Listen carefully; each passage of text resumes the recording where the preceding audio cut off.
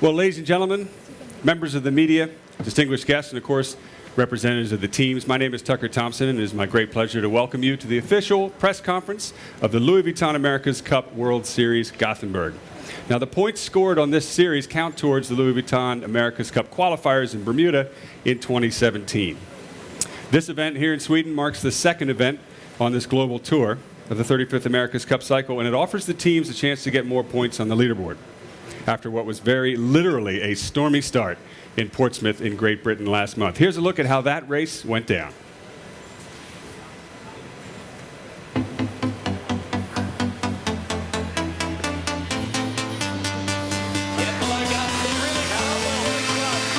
Seconds to go to the start of the moment that the America's Cup fans around the world are waiting for. The America's Cup racing is officially underway. Look at the crowd in the background. Who'd have ever thought you'd have crowds like this at a sailboat race? When the fight for the front has changed, has Land Rover BAR passed Emirates Team New Zealand? They have. And Ainsley looks over his shoulder and he sees Oracle and Emirates Team New Zealand. Even though Emirates Team New Zealand comes in from what seems out of nowhere, holy mackerel.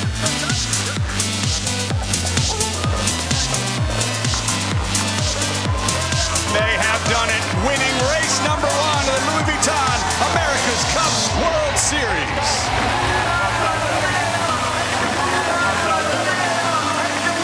Start of race 2 here in Portsmouth as all bows head to the line.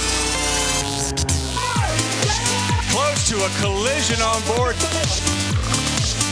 And it is the local team once again out in front.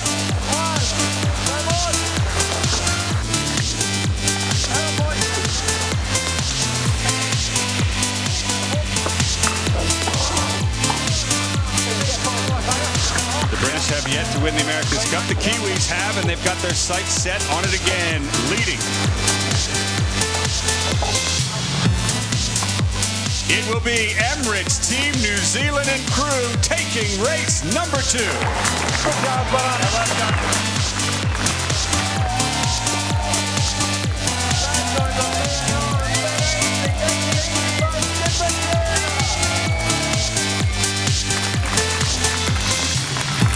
Land Rover BAR team.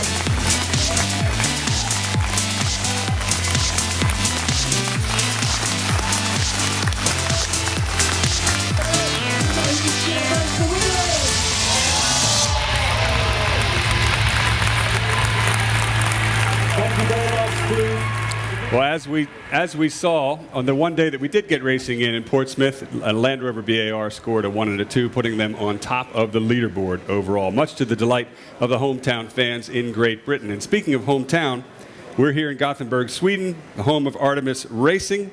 And will they have their moment in the sun this week? Well, we're going to find out, but I can tell you that all of the teams in this 35th America's Cup cycle have commented on the fact that this is possibly one of the most competitive fields they've ever seen. So next, we're going to have a chance to hear from the top sailors representing each of these 6 international teams, the helmsmen. And after this press conference, we're not going to have a time for one-on-one interviews. But for those of you in the media who will be here, of course, throughout the weekend after Saturday and Sunday's racing, we will have a media mix zone just outside of here. Local time 15:15 or 3:15. Those interviews will start. So now let's meet the sailors.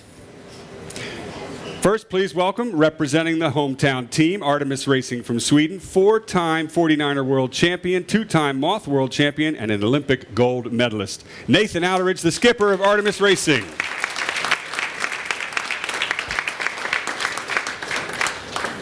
And joining us from the British Syndicate, Land Rover BAR, please welcome the most decorated Olympic sailor of all time with 4 gold medals and a silver, and a former winning America's Cup sailor, Sir Ben Ainsley, the team principal and skipper of Land Rover BAR.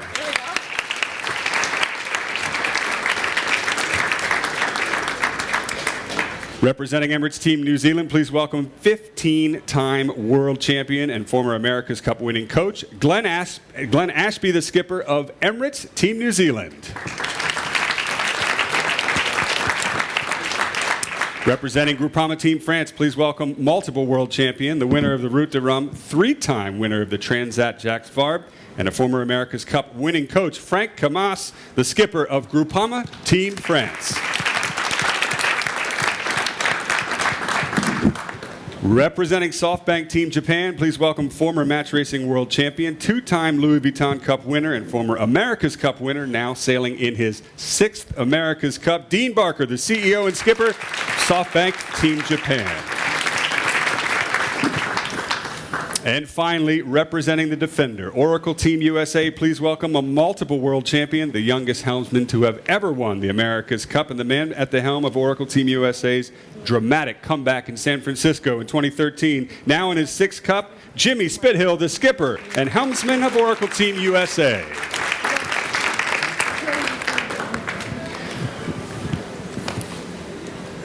Now, if you could pass, Dean, if you wouldn't mind passing that microphone down to Nathan Outeridge. Out of respect, we begin with the hometown team, and out of entertainment, we begin with Nathan Outeridge. I hate to begin with this, but I have to ask, my co-commentator in the broadcast, Kenny Reed, told me today that a catamaran is a lot faster upright than it is on its side. I thought that was pretty good advice, but what happened? You didn't race the practice race today because why? Yeah, well, we capsized. We were just doing like a bit of routine training before the start, did a couple of jibes, and we did a good one, and then we thought we'll do one more, and the calls weren't very clear as to what the next move was, and when we decided to round up, we had the runner still on. Unfortunately, it was on the leeward side, and when we had to ease the wing sheet, the wing touched the leeward runner, and as everyone knows, when you touch the leeward runner, you can't ease it anymore, and we went to turn up, too much power, turn down, bows in, rudders out, and then the wing went in the water. So it was a little bit disappointing, but we're working on getting it ready for tomorrow, and that's what these boats are like. You push them hard, and everyone's out there, pushing these boats as hard as they can, and that's what happens if you push them too hard.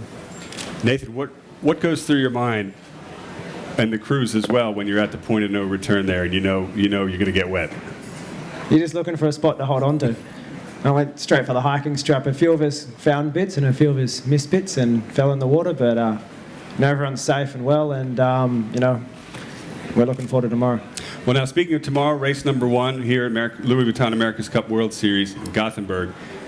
You guys are representing your home, the Artemis's home country of Sweden. So how important is that to have this event here in Gothenburg for you guys?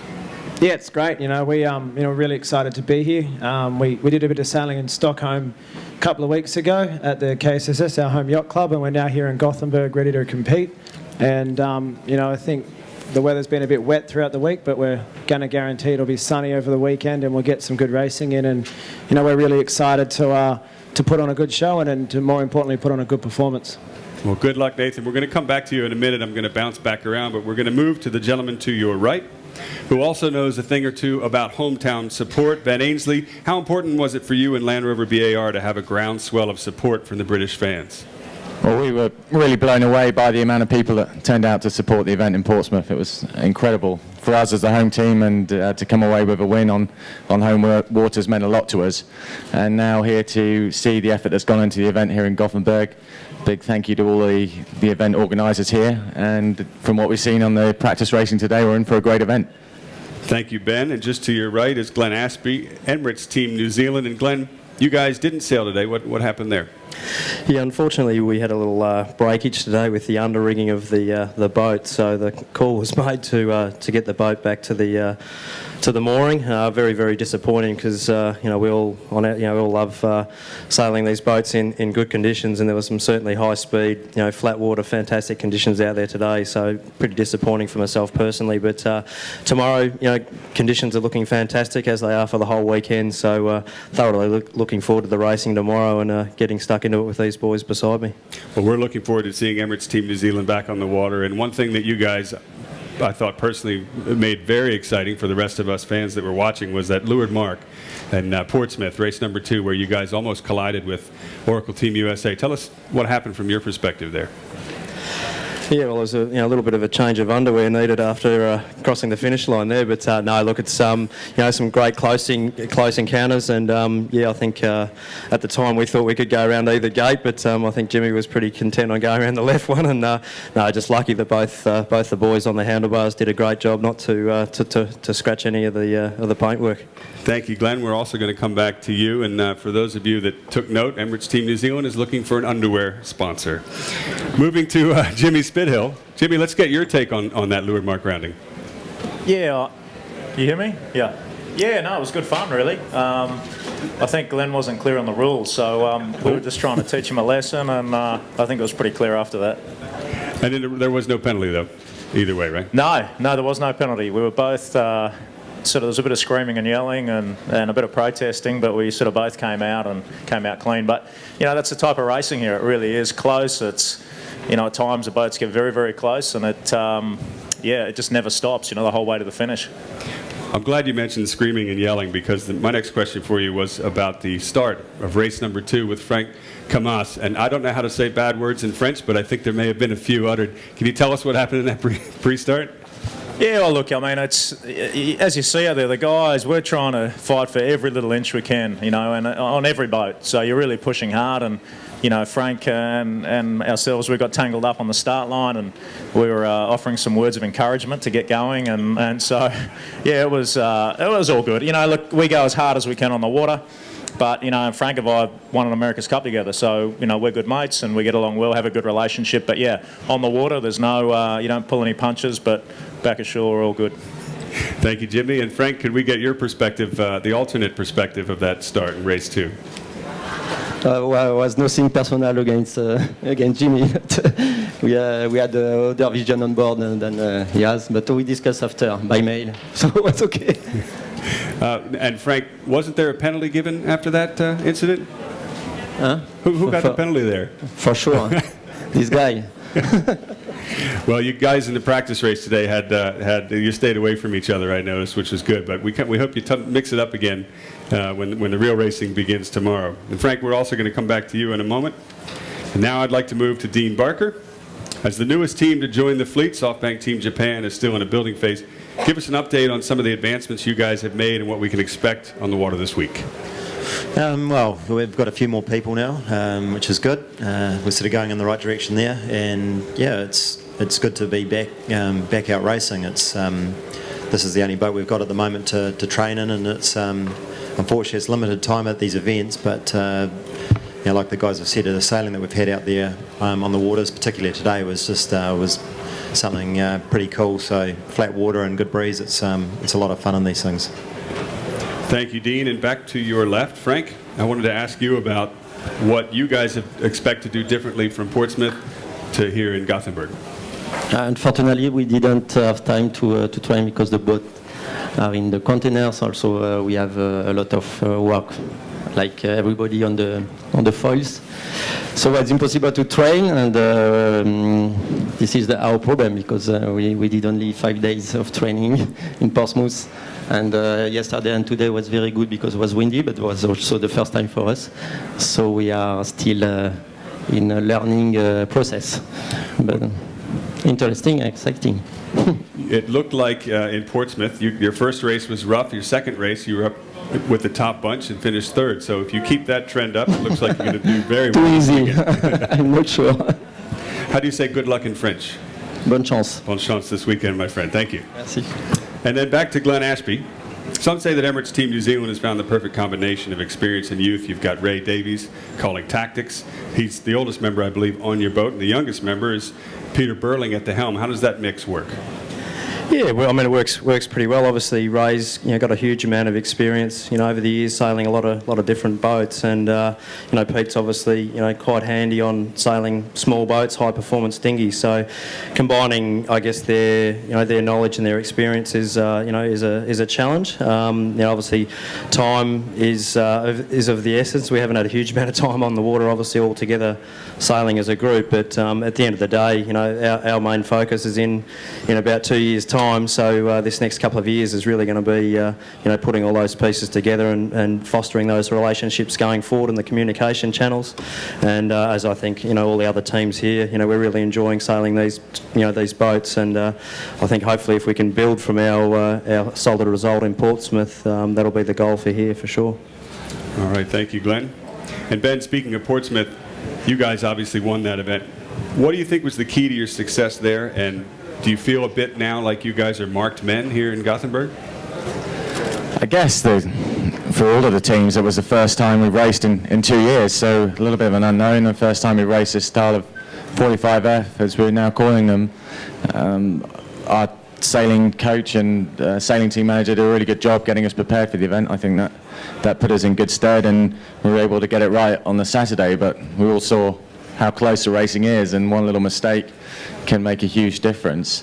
And I think moving into this event with the race course being that much tighter and smaller, again it's getting tighter and tighter. All of the teams are getting more experienced now in these boats, so I think it's about trying to stay ahead of the development curve with these type of boats. So I think with this race course, as I was saying, it's going to lead to some fantastic racing.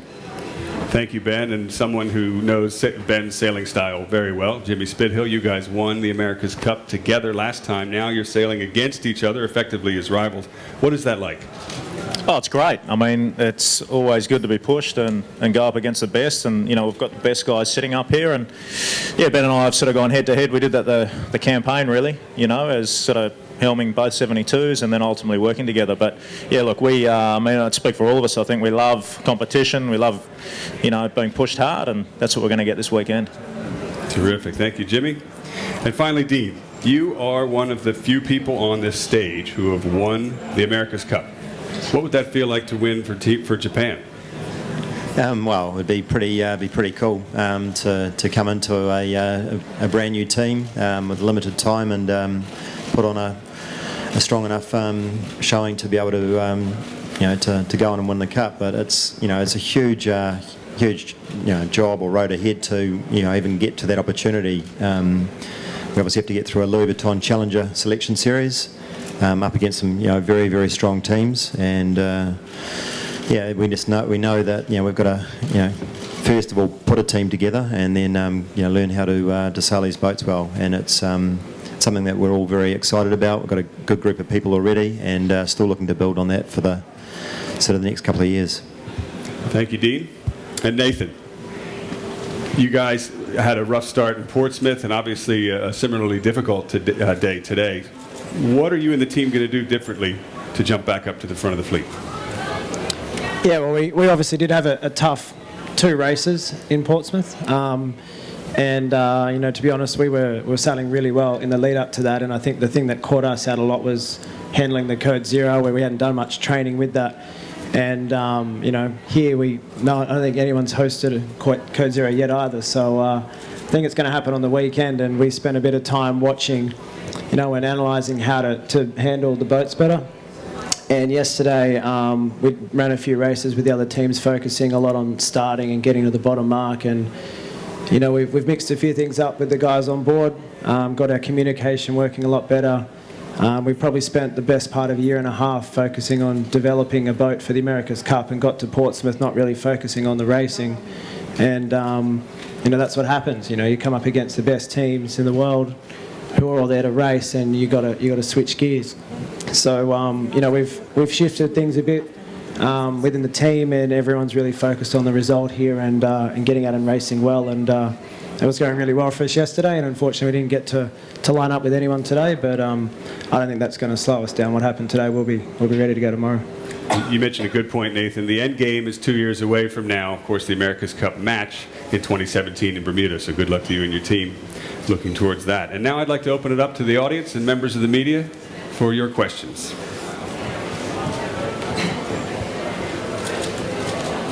I've got to do a worse job writing my questions then, obviously.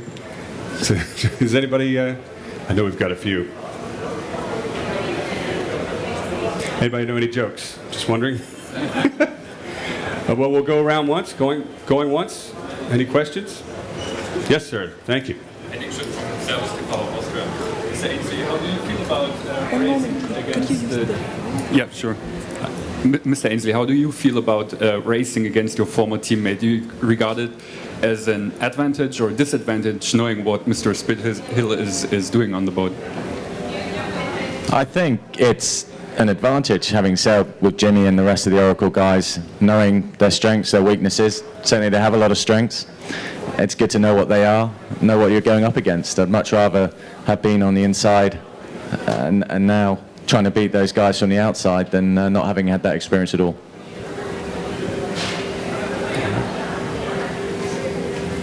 Okay. Next question. Yes, sir. Are there any key areas on these foiling yachts compared with normal sailing where you can win and lose a race, or is it similar to other sailing races? I'll ask Jimmy. Yeah, I think for sure. I mean, that's a big change in that I think when we're in the monohulls, you could make a lot of mistakes and you could get away with it. Then we moved to the catamarans, and then I think the mistakes started to shine out that created passing opportunities.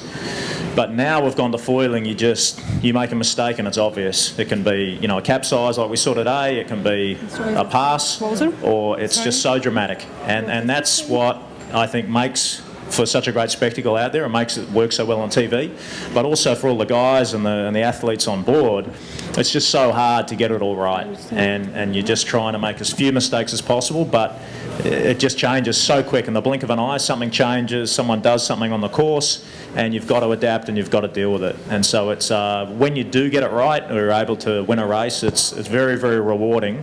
But it's tough to piece it all together, and you get hammered if you make a mistake. Thank you, Jimmy. Yes, sir. And please tell us, what organization you're from and your name, and we'll pass the microphone to each question. Guy Swindles, World Sports Communications.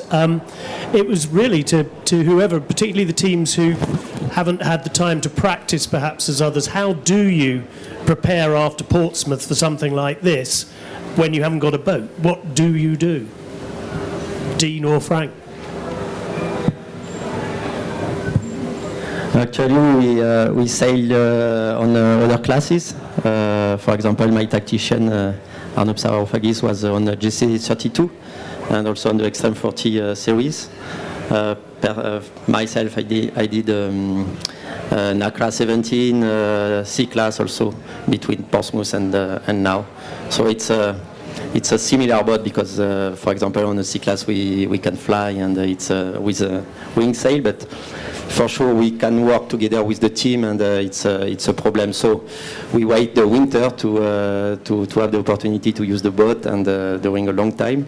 I'm not sure in Brittany is the good time to sail and train because a lot of rain, but it's the same than BIR, I think. Up to you.